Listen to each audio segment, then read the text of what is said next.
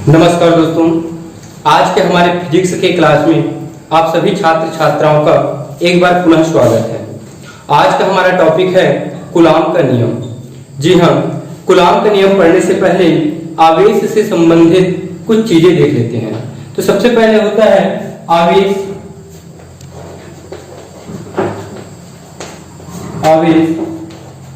Charge. आवेश दो प्रकार की होती है, एक होता है धन आवेश,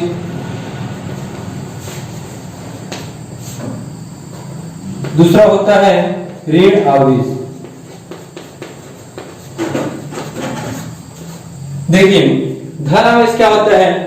जब हमारे पास जो कांच का छड़ रहता है उसे रेशम के कपड़े से रगड़ते हैं तो उसमें जो उत्पन्न होती है आवेश उसे कहते हैं धन आवेश। इसे हम काचाभ कहते हैं, काचाभ। क्योंकि यह कांच से उत्पन्न होती है इसलिए हम कहते हैं इसे काचाभ। ऋण आवेश, जब एवोनाइट की छड़ को बिल्ली की खाल या ऊनी कपड़े से रगड़ा जाता है तो उसमें जो आवेश उत्पन्न होती है उसे ऋण आवेश कहते हैं, या इसे कहते हैं रेजिनी। ये होती है आवेश। अब देखते हैं आवेश के मूल गुण। आवेश के मूल गुण, तो सबसे पहले आता है इसमें आवेश संरक्षण। आवेश संरक्षण, जी हम आवेश संरक्षण नाम से ही क्लियर है, जिसमें आवेश संरक्षित रहते हैं।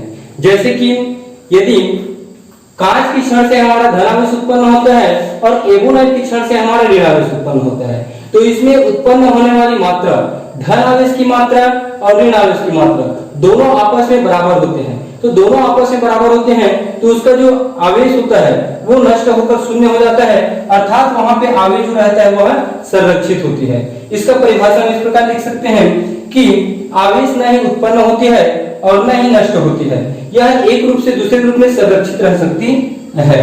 दूसरा देखेंगे हम आवेश का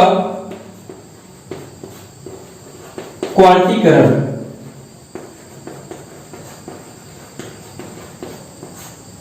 आवेश का क्वांटीकरण, आवेश का क्वांटीकरण होता है किसी भी आवेश का, अर्थात Q is equal to plus minus n e. तो इसका परिभाषा इस प्रकार हो सकता है, किसी आवेश उसके इलेक्ट्रॉन के पूर्ण गुणज के बराबर होती है। n को कहते हैं हम पूर्ण गुणज, अर्थात n का मान होता है जहां n is equal to 1 2 3 4 days. तो E का मान होता है E is equal to 1.6 into 10 power of minus 90। यह होता है आवेश का क्वांटीकरण। आवेश का क्वांटीकरण। उसके बाद देखते हैं तीसरा नंबर में आता है हमारे पास आवेश की योज्यता। आवेश की योज्यता, आवेश की योज्यता नाम से स्पष्ट है। ये भी आवेश योज्य मतलब होता है जोड़ना, अर्थात आवेश क्या है वहां पे बीजीय योग के बराबर होते हैं। तो किसी पदार्थ का कुल आवेश अर्थात Q उसके उस पदार्थ में उपस्थित समस्त आवेशों के बीजीय योग के बराबर होता है। तो ये Q1 एक के लिए, दूसरा के लिए Q2, तीसरा के लिए Q3। ये है आवेश की योज्यता। इस तरह से आवेश के तीन मूल गुण होते हैं, एक आवेश संरक्षण, दूसरा आवेश का क्वांटीकरण, तीसरा आवेश की योज्यता। अब आते हैं कूलॉम का नियम। कूलॉम का नियम दो स्थिर बिंदु आवेशों के मध्य लगता है। इसके लिए हम दो बिंदु आवेश लेते हैं, एक Q1 और दूसरा लेते हैं Q2। दोनों के बीच की दूरी ले लीजिए R। अब इसके लिए देखिए, पहला होता है इन दोनों के बीच आकर्षण या प्रतिकर्षण बल लगता है, तो लगने वाले बल को हम F से प्रदर्शित करते हैं। तो किन्हीं दो बिंदु आवेशों के मध्य लगने वाले आकर्षण या प्रतिकर्षण बल उन आवेशों के गुणनफल अर्थात Q1 इंटू Q2 उन आवेशों के गुणनफल के अनुक्रमानुपाती होती है। इसको दे दीजिए समीकरण 1। दूसरा, तथा उनके बीच की दूरी अर्थात r, तो f अनुक्रम अनुपाती, बीच की दूरी के वर्ग की व्युत्क्रम अनुपाती, व्युत्क्रम मतलब होता है उल्टा, तो दूरी के वर्ग तो r का स्क्वायर, समीकरण 2। दोनों समीकरण को मिलाकर लिख दीजिए, समीकरण 1 व 2 को मिलाकर लिखने पर, तो f दोनों साइड है तो f को एक बार ले लीजिए, f चिन्ह ले लीजिए एक बार अनुक्रम अनुपाती का, q1 q2 q1 q2 upon r का स्क्वायर।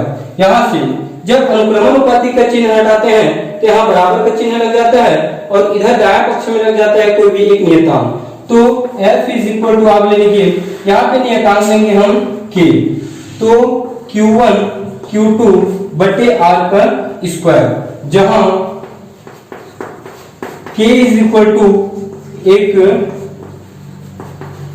अनुपातिक नियतांक, अनुपातिक नियतांक। अब k का मान SI पद्धति और CGS पद्धति दोनों में अलग अलग होते हैं, तो सबसे पहले देखिए SI पद्धति, SI पद्धति में k का मान वायवीय निर्वात में 1/4 पाई एप्सिलॉन 0, k का मान यहां रख दीजिए, तो f इज इक्वल टू मिलेगा आपको 1/4 पाई एप्सिलॉन 0 q1 q2 बटे r का स्क्वायर। ऐसे पद्धति में न्यूटन से दर्शाते हैं इसमें। दूसरा,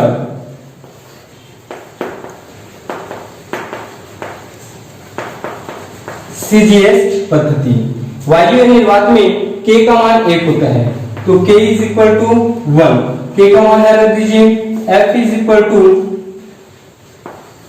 q1 q2 और ये r का स्क्वायर।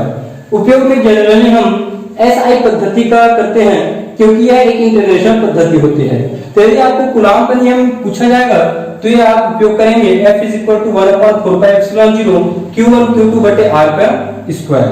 इसी के साथ हम देखते हैं एकांक आवेश SI पद्धति के लिए।